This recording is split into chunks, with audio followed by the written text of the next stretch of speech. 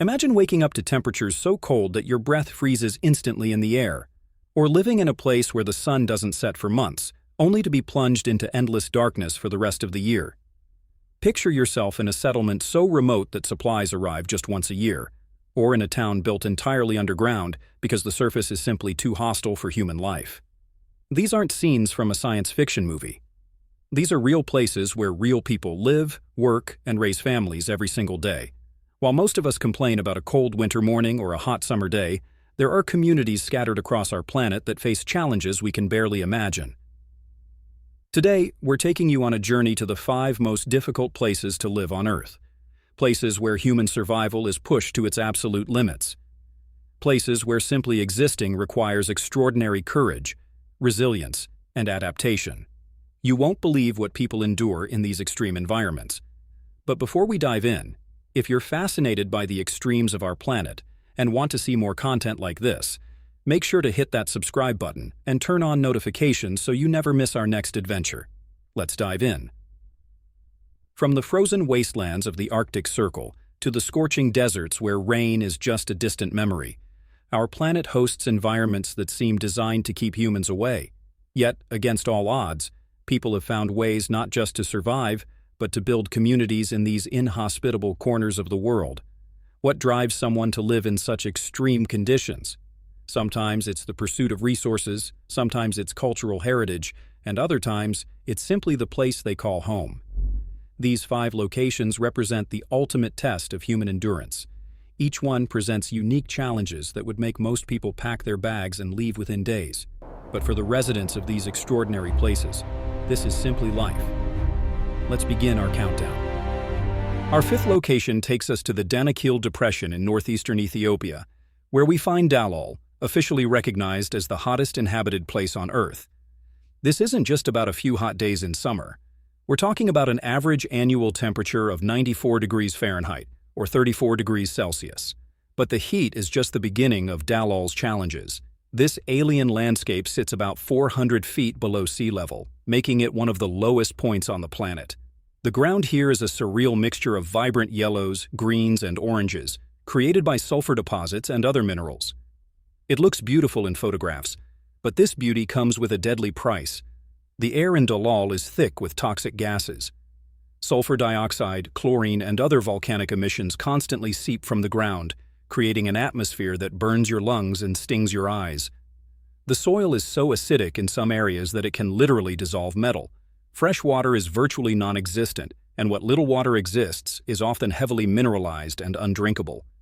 During the day, temperatures regularly soar above 120 degrees Fahrenheit. The heat is so intense that any physical activity becomes dangerous within minutes. Dehydration is a constant threat, and heat exhaustion can occur rapidly, even for those who have lived here their entire lives. Why do people live here? You might be wondering, why would anyone choose to live in such conditions? The answer lies beneath the ground. The Danakil Depression is one of the world's most important sources of salt. For centuries, the Afar people have mined salt from the dried lake beds here, cutting rectangular blocks from the salt flats and transporting them by camel caravan to markets across Ethiopia and beyond. This salt trade has sustained communities in Dalol for generations. Families have passed down mining techniques and trade routes through countless generations. For many residents, this isn't just a job, it's their cultural identity and their connection to their ancestors. Life in Dalol requires extreme adaptation. Most activities happen during the relatively cooler early morning hours or at night.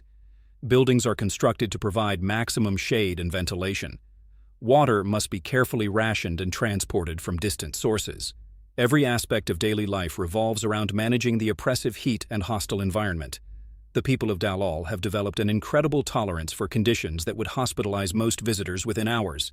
Yet even for them, life here takes a severe toll on the body, with health issues related to heat exposure, respiratory problems from toxic gases, and the constant physical strain of mining salt in extreme conditions. From the scorching heat of Ethiopia, we now travel to the opposite extreme. Welcome to Oymyakon, Russia, located in the Sakha Republic of northeastern Siberia. This small village holds the distinction of being the coldest permanently inhabited place on Earth. Just how cold are we talking? In January 1924, Oymyakon recorded a temperature of minus 96.2 degrees Fahrenheit, or minus 71.2 degrees Celsius. This remains the coldest temperature ever recorded in a permanently inhabited location. Even during an average winter, temperatures regularly drop to minus 58 degrees Fahrenheit, or minus 50 degrees Celsius. At these temperatures, the world transforms into something alien and hostile. Your eyelashes freeze together within seconds. Exposed skin develops frostbite in less than 5 minutes. If you breathe too quickly, the cold air can freeze your lungs. The moisture in your breath freezes instantly, creating a cloud of ice crystals that locals call the whisper of the stars. With a population of around 500 people, Oymyakon presents challenges that go far beyond just the cold. The village sits in a valley, which creates a natural cold trap where frigid air settles and accumulates. The name Oymyakon actually comes from a Yakut word meaning unfrozen patch of water, referring to a nearby hot spring, which seems almost ironic given its reputation as the coldest place on Earth. Cars cannot be turned off during winter because the engines will freeze solid and never start again. Residents must leave their vehicles running 24 hours a day throughout the coldest months. Even with this precaution, tires can shatter from the cold, and metal becomes so brittle that it can snap like glass. Plumbing is virtually impossible because water freezes in the pipes. Instead, residents use outhouses, which presents its own set of challenges in minus 60-degree weather. Digging graves is a monumental task because the ground is permanently frozen, or permafrost, to depths of several hundred feet. When someone dies, it can take days of lighting fires and using jackhammers to excavate a burial plot. The extreme cold creates an environment where batteries die in minutes, pens won't write because the ink freezes, and glasses can freeze to your face. Hanging laundry outside turns clothes into rigid sculptures within minutes. Fresh fruits and vegetables are rare luxuries, as transporting them to the village is difficult, and storing them without proper facilities is nearly impossible. Despite these hardships, the people of Oymyakon have developed remarkable survival strategies. Their diet is heavily based on frozen fish and reindeer meat, which can be stored naturally in the outdoor cold. Traditional foods like stroganina, frozen raw fish sliced thin and eaten while still frozen, provide essential nutrients and calories needed to maintain body heat. Homes are built with extremely thick walls and triple-paned windows. Heating systems must run continuously, and the village has a power plant that operates non-stop to provide electricity for heating. Schools close only when temperatures drop below minus 60 degrees Fahrenheit. Even children grow up understanding that respecting the cold is a matter of survival. The summer provides brief respite, with temperatures sometimes reaching 68 degrees Fahrenheit. But summer also brings its own challenges, including massive swarms of mosquitoes that emerge from the thawing ground. The permafrost prevents proper drainage, creating vast wetlands that become breeding grounds for insects. Yet the people of Oymyakon possess a pride in their resilience. They've created a community in one of Earth's most hostile climates, proving that human adaptability knows almost no bounds. Our third location takes us to the heart of the Australian outback, to a town called Coober Pedy. What makes this place extraordinary isn't immediately visible, because most of Coober Pedy exists underground. About 60% of the population lives in homes carved directly into the earth, known as dugouts. Coober Pedy sits in one of the harshest desert environments on Earth. Summer temperatures regularly exceed 113 degrees Fahrenheit, or 45 degrees Celsius in the shade. The problem is, there's virtually no shade to be found. The landscape is barren, rocky, and completely exposed to the relentless Australian sun. Rainfall is extremely scarce, averaging less than 7 inches per year. When rain does fall, it often evaporates before it even hits the ground. The soil is so dry and compacted that vegetation struggles to survive. Dust storms are common, and the wind can create sandblasting conditions that scour exposed skin and damage anything left outside. The solution to these extreme conditions came from an unlikely source. Coober Pedy is one of the world's largest sources of opals, and miners in the early 20th century discovered that old mining shafts provided natural relief from the heat. Underground, temperatures remain constant at around 75 degrees Fahrenheit or 24 degrees Celsius, regardless of the inferno on the surface. This discovery transformed how people lived in Coober Pedy. Residents began excavating homes directly into the hillsides, creating underground dwellings that stay naturally cool without any air conditioning. Today, the town features underground homes, hotels, churches, and even an underground golf course, though admittedly it has no grass, just patches of oil-soaked dirt that serve as greens. These underground homes aren't crude caves. Many are spacious, modern residences with multiple bedrooms, full kitchens, and all modern amenities. The sandstone walls provide excellent insulation and soundproofing. Some homes feature natural or artificially created light wells that bring daylight into the underground spaces. Water is perhaps the most critical challenge in Coober Pedy. The town has no natural water supply. Every drop of water must be transported from elsewhere or extracted from underground aquifers. Water conservation isn't optional, it's a way of life. Residents pay extremely high prices for water, making activities that most people take for granted, like long showers or watering gardens, expensive luxuries. The isolation adds another layer of difficulty. Coober Pedy is about 525 miles from Adelaide, the nearest major city. Getting supplies, accessing specialized medical care, or simply leaving town for a change of scenery requires significant planning and travel time. In emergencies, help can be hours away. The landscape around Coober Pedy looks like something from another planet.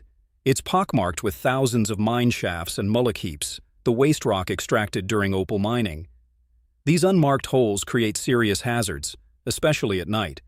Falling into an abandoned shaft can be fatal, and warning signs throughout town remind visitors to watch their step. Despite these challenges, or perhaps because of them, Coober Pedy has developed a unique culture.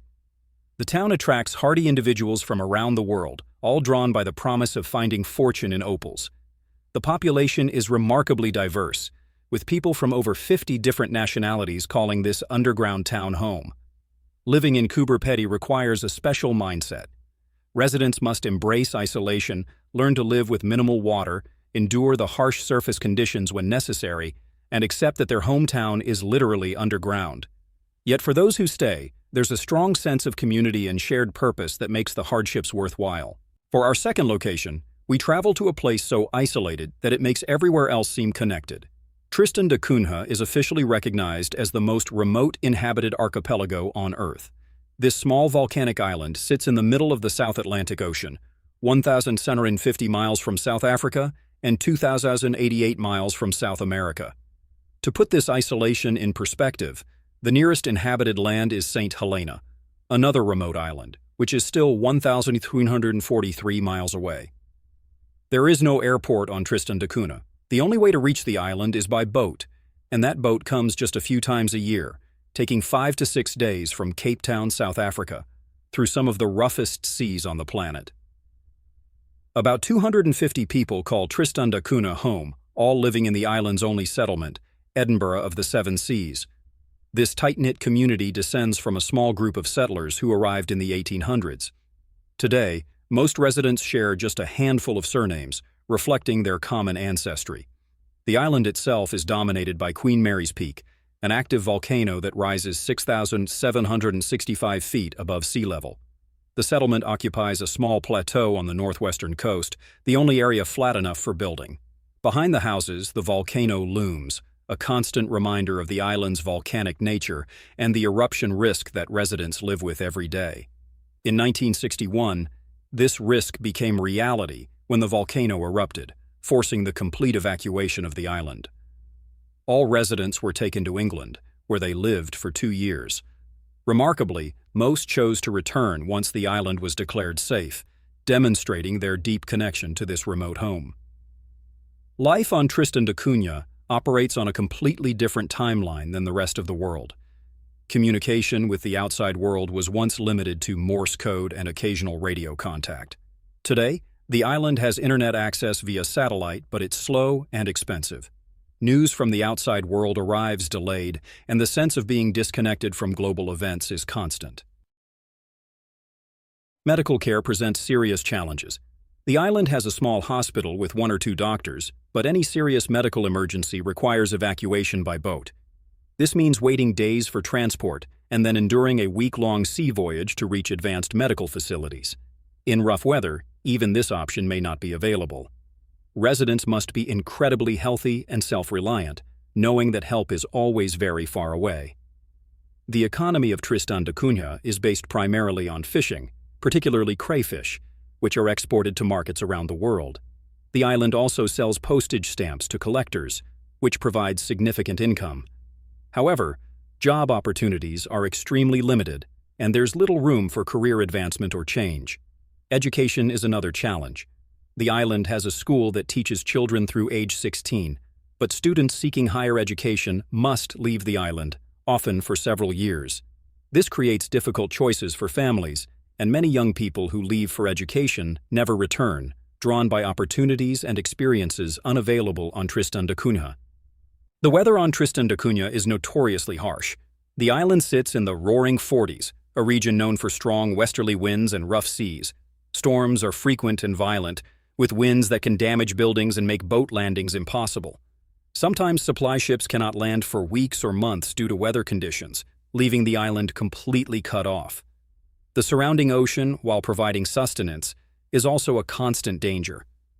The seas around Tristan da Cunha are among the roughest on Earth, with waves that can reach enormous heights. Fishing is dangerous work, and the community has lost residents to the unforgiving ocean over the years. Fresh food is a luxury. Vegetables and fruits must be shipped in on the infrequent supply boats, and they're often in poor condition by the time they arrive. The island has limited arable land for growing crops, and the harsh weather makes agriculture challenging. Residents supplement their diet with fish and preserved foods, but dietary variety is limited compared to the rest of the world. Despite all these challenges, the people of Tristan da Cunha maintain a strong community spirit. Everyone knows everyone, crime is virtually non-existent, and there's a sense of collective responsibility. The isolation that makes life difficult also creates bonds between residents that are difficult to find in more connected parts of the world. And now we arrive at our #1 most difficult place to live on Earth, Alert, Nunavut, Canada. Located on Ellesmere Island in the Canadian Arctic, Alert sits just 508 miles from the North Pole. This makes it the northernmost permanently inhabited place on our planet. Let that sink in. This settlement is closer to the North Pole than it is to most major Canadian cities. In fact, Alert is farther north than almost every major landmass on Earth. The nearest city, Iqaluit, the capital of Nunavut, is over 2,300 miles away. Alert is not a traditional town or village. It's a military and scientific outpost operated by the Canadian Forces. About 50 to 60 people rotate through Alert at any given time, manning weather stations, monitoring air quality, and maintaining Canada's presence in the high Arctic. Most personnel stay for 6-month rotations before being replaced, though some stay longer. The base was established in 1950, initially as a weather station. During the Cold War, its strategic location made it an important listening post for monitoring Soviet communications. Today, it continues to serve military and scientific purposes, providing crucial data about Arctic weather patterns and atmospheric conditions. The cold at Alert makes Oymyakon look almost temperate. Average winter temperatures hover around -40 degrees Fahrenheit, but they can plunge much lower. The record low is -62 degrees Fahrenheit. At these temperatures, exposed skin freezes in less than 2 minutes. Breathing becomes painful, and even the best cold weather gear can barely keep you warm. But the cold is just one element of life at Alert. What truly defines this place is the darkness. Because of its extreme northern latitude, Alert experiences polar night for approximately 4 months each year. From late October to late February, the sun never rises above the horizon. For 24 hours a day, every day, the world is dark. This endless darkness has profound psychological effects. Humans are not designed to live without natural light for months at a time. Seasonal affective disorder is common, even among those who volunteered for this assignment. Depression, irritability, and sleep disturbances affect nearly everyone. The base provides artificial light therapy and requires personnel to undergo psychological evaluation before and during their stay. When summer finally arrives, the opposite occurs. From early April to late August, the sun never sets. For 24 hours a day, every day, there is constant daylight. While this might sound preferable to the darkness, it creates its own challenges. Sleep becomes difficult when it's bright as midday at midnight. The body's natural circadian rhythms are completely disrupted. Every supply at Alert must be flown in by military aircraft. Fresh food is rare. Most meals come from frozen or canned sources. Fresh vegetables and fruits are luxury items that arrive irregularly. The diet at Alert is heavy on preserved foods. and residents must take vitamin supplements to compensate for nutritional gaps. The environment outside is utterly hostile to human life. Polar bears roam the area, and venturing outside the secure perimeter without a rifle is forbidden. These aren't cute zoo animals, they're apex predators, and humans are potential prey. Several polar bear encounters occur each year, reminding residents that they're living in the bear's territory, not the other way around. The landscape around Alert is a polar desert, receiving less precipitation than many hot deserts.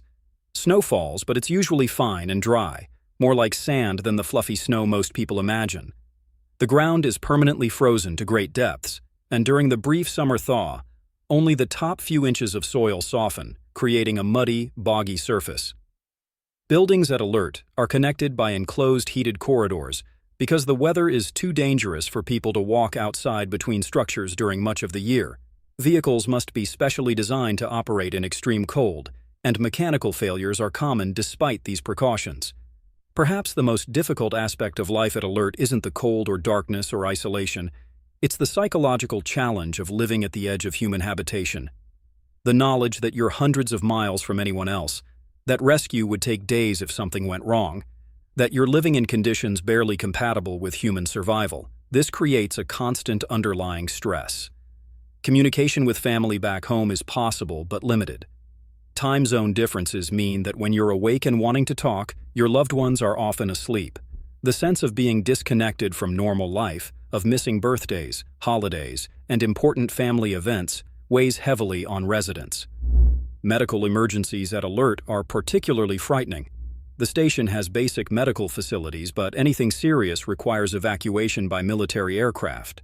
Weather conditions often make flying impossible, potentially delaying critical medical care for days or even weeks. Several close calls and tragedies over the years serve as reminders of how vulnerable residents are. You might be asking yourself, why does Alert exist at all? The reasons are strategic and scientific. Canada maintains Alert to assert sovereignty over its northern territories. Climate change is making the Arctic increasingly important for shipping routes, resource extraction, and international politics. Having a presence at Alert demonstrates Canada's commitment to its Arctic territories. Scientifically, Alert provides invaluable data. The station monitors atmospheric conditions, including greenhouse gases and ozone levels. The extreme latitude and pristine environment make it ideal for studying global atmospheric patterns. Weather data from Alert helps improve climate models and weather forecasting. But make no mistake, life at Alert is survival, not thriving. People don't come here to build a life or raise a family. They come for a defined period, do their duty, and then return to more hospitable environments. The turnover is constant, and very few people stay longer than necessary. From the toxic heat of Dalal to the frozen darkness of Alert, we've journeyed to 5 places that represent the absolute extremes of human habitation. These locations remind us that Earth, while beautiful, can also be unforgivingly hostile. What's truly remarkable isn't just that these places exist, but that people have found ways to live in them. Whether driven by economic necessity, cultural heritage, strategic importance, or simple human stubbornness, the residents of these extreme environments demonstrate something fundamental about our species. We are incredibly, almost absurdly, adaptable. These communities face challenges that most of us will never encounter. Temperatures that can kill in minutes, isolation that stretches for thousands of miles, darkness that lasts for months, environments so hostile that simply breathing the air is dangerous. Yet life continues. Communities persist. People find ways not just to survive, but to find meaning, purpose, and even happiness in these unlikely places. The next time you complain about a cold winter morning or a hot summer day, spare a thought for the people living in Dalal, Oymyakon, Coober Pedy, Tristan da Cunha, or Alert. They face conditions we can barely imagine, and they do it every single day.